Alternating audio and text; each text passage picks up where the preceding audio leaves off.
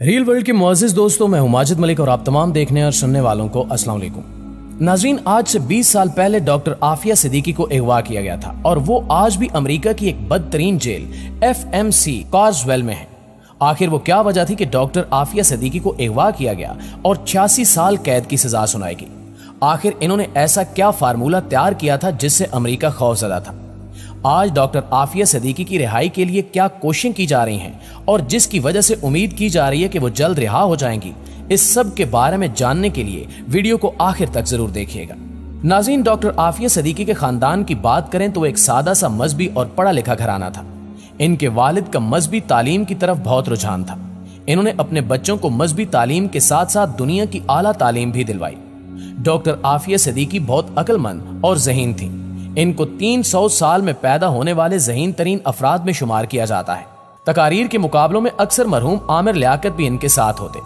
लड़कों में आमिर लियाकत इनाम जीतते और लड़कियों में आफिया सिद्दीकी।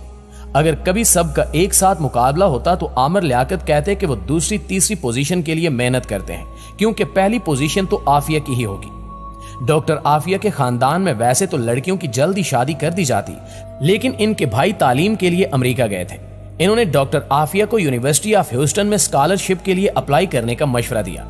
इस तरह डॉक्टर आफिया सिद्दीकी तालीम हासिल करने अमेरिका चली गई। इसके बाद इन्हें MIT, जो कि दुनिया की बेहतरीन यूनिवर्सिटी समझी जाती है, वहां से स्कॉलरशिप की ऑफर मिली। वहां से इन्होंने बायोलॉजी में ग्रेजुएशन किया और अपनी रिसर्च में अवार्ड भी हासिल किया। इसके बाद इन्होंने PhD भी की। कहा जाता है कि अपनी तालीम के दौरान आफिया सिद्दीकी ने एक ऐसी रिसर्च भी की थी जो अमेरिका के बड़े बड़े साइंसदान भी नहीं कर सके थे। इस रिसर्च का इस्तेमाल करते हुए किसी भी मुल्क के लिए एक बेहतरीन दिफाई निजाम बनाया जा सकता था, यानी बहुत ताकतवर हथियार बनाए जा सकते थे। अमेरिका के कुछ साइंसदानों को इस बात का पता लगा तो इन्होंने अमेरिकी इदारों को इस बात की खबर दी कि डॉक्टर आफिया के पास एक बहुत ही अहम रिसर्च है जो अगर पाकिस्तान के हाथ लगी तो हमारा बहुत नुकसान होगा। इस तरह डॉक्टर आफिया सिद्दीकी से वो रिसर्च हासिल करने के लिए अमेरिकी इदारों ने कोशिशें शुरू कर दी। दोस्तों, डॉक्टर आफिया सिद्दीकी को अंदाजा था कि अगर ये रिसर्च अमेरिका के हाथ लग गई तो वो हमेशा की तरह इसे मुसलमानों के खिलाफ इस्तेमाल करेंगे। इसी वजह से डॉक्टर आफिया सिद्दीकी ने वो रिसर्च एक राज की तरह अपने पास रखी। डॉक्टर आफिया सिद्दीकी एक निहायत ज़हीन खातून थी। इन्होंने ये जहानत बेहतरीन तरीके से इस्तेमाल की थी। इन्होंने एक ऐसा प्लान तैयार कर रखा था कि जिससे मुसलमानों को कुरान की सही मानों में तालीम दी जाती। इन्होंने अपनी पढ़ाई के दौरान तालीमी इदारों में कुछ ऐसी तकारीर भी की जिसमें इन्होंने इस बात का इजहार किया कि अब मुसलमानों को एक साथ मिलकर खड़े होना चाहिए। किस तरह वो बचपन से ही मुसलमानों को कुरान की तालीम दिलवाना चाहती थी। इनका प्लान था कि बच्चे कुरान पर फोकस करते हुए दुनियावी तालीम भी कुरान के जरिए ही हासिल करें। वो बिजनेस के असूल कुरान से सीखेंगे।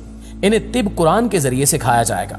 एक मुल्क को चलाने के असूल कुरान और हजरत मोहम्मद सल्लल्लाहु अलैहि वसल्लम की जिंदगी से सिखाए जाएंगे। नाज़रीन, 1995 में डॉक्टर आफिया सिद्दीकी की शादी अमजद खान से हो गई और 1996 में इनका पहला बेटा अहमद पैदा हुआ। इनकी शादीशुदा जिंदगी खुशगवार नहीं थी। डॉक्टर आफिया की बहन डॉक्टर फौजिया कहती हैं कि एक दफा वो इनके घर इनसे मिलने गई तो आफिया के चेहरे पर जख्म थे। इन्हें स्टिचेस की जरूरत थी। इनके बेटे ने बताया कि अब्बू ने अम्मी को मारा है। जब उन्होंने डॉक्टर आफिया और इनके शौहर से इस बात का सवाल किया तो उन्होंने भी एतराफ कर लिया। डॉक्टर आफिया के 2 बेटे अहमद और सुलेमान और एक बेटी मरियम है। इनकी शादी कामयाब नहीं हो सकी और 2002 में इनकी तलाक हो गई, जिसके बाद इनके साबिक शौहर आफिया पर इल्जाम लगाते रहे कि वो एक खतरनाक खातून है जो दहशतगर्दी में मुलविस है। हैरत की बात यह है कि इसके बावजूद उसने अपने बच्चों को मुकम्मल कस्टडी डॉक्टर आफिया को दे दी। ये बात ये साबित करने के लिए काफी है कि इनके साबिक शौहर के लगाए गए इल्जामात मुकम्मल झूठ थे। कुछ रिपोर्ट्स के मुताबिक डॉक्टर आफिया के शौहर अमजद अमेरिका की तरफ से की गई साजिश में मुलविस थे। वो इस मकसद से भेजे गए थे कि डॉक्टर आफिया से इनकी रिसर्च हासिल करने की कोशिश करें, लेकिन जब कामयाब न हुए तो डॉक्टर आफिया को तलाक दे दी और डॉक्टर आफिया को अगवा करने का मंसूबा बनाया गया। दोस्तों, अमेरिका में 12 साल रहने के बाद 2002 में डॉक्टर आफिया अपनी फैमिली के साथ पाकिस्तान वापस आई। 31 मार्च 2003 के दिन कराची में डॉक्टर आफिया अपने 3 बच्चों के साथ एक टैक्सी में सवार हुई। वो इस्लामाबाद की फ्लाइट के लिए एयरपोर्ट जा रही थी, लेकिन रास्ते में ही कुछ लोगों ने इन चारों को रोका और टैक्सी से निकाल लिया। अगले 5 साल यानी 2008 तक वो सब गायब रहे।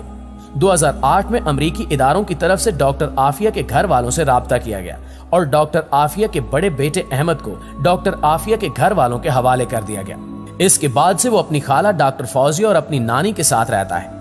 इसके बाद 2010 में डीएनए टेस्ट के बाद डॉक्टर आफिया की बेटी मरियम को डॉक्टर फौजिया के हवाले कर दिया गया।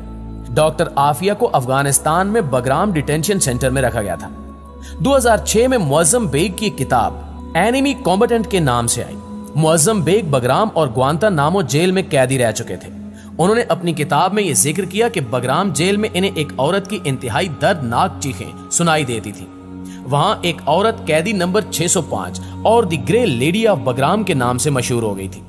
कुछ लोगों ने यह ख्याल किया कि हो सकता है कि वो डॉक्टर आफिया ही हो, लेकिन ये बात यकीन के साथ नहीं कही जा सकती थी। 2008 में डॉक्टर आफिया को कैद से रिहा किया गया और इनके पास एक बच्चे को लेकर गए, जिसके बारे में कहा कि यह आपका बेटा अहमद है।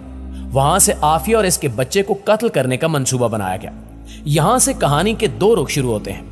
अफगानिस्तान की तरफ से कहानी का यह रुख सुनाया जाता है कि डॉक्टर आफिया को उसके बच्चे के साथ गवर्नर हाउस की तरफ जाने के लिए कहा गया था, लेकिन वो गवर्नर हाउस की तरफ जाने की बजाय मस्जिद की तरफ गई और कमजोरी की वजह से गिर गई।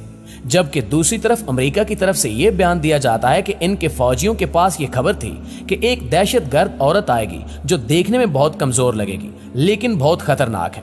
इसके साथ एक बच्चा भी होगा। हुक्म दिया गया था कि जैसे ही उस औरत को देखो फौरन उसे कत्ल कर दो। तो उन्होंने इनको देखते ही शूट कर दिया और कत्ल कर दिया गया। ये एक झूठी खबर थी जो यकीनन इनके घर वालों और पाकिस्तानी कौम के लिए बहुत तकलीफ दे रही।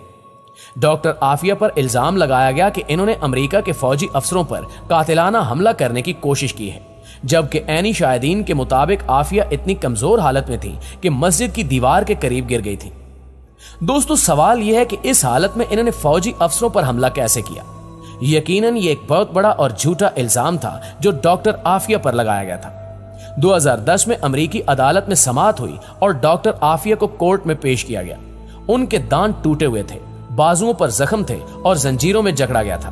वहां इनके भाई भी मौजूद थे, लेकिन इन्हें डॉक्टर आफिया से मिलने की इजाजत भी नहीं दी गई। इस पेशी के दौरान तमाम सबूत डॉक्टर आफिया के हक में थे।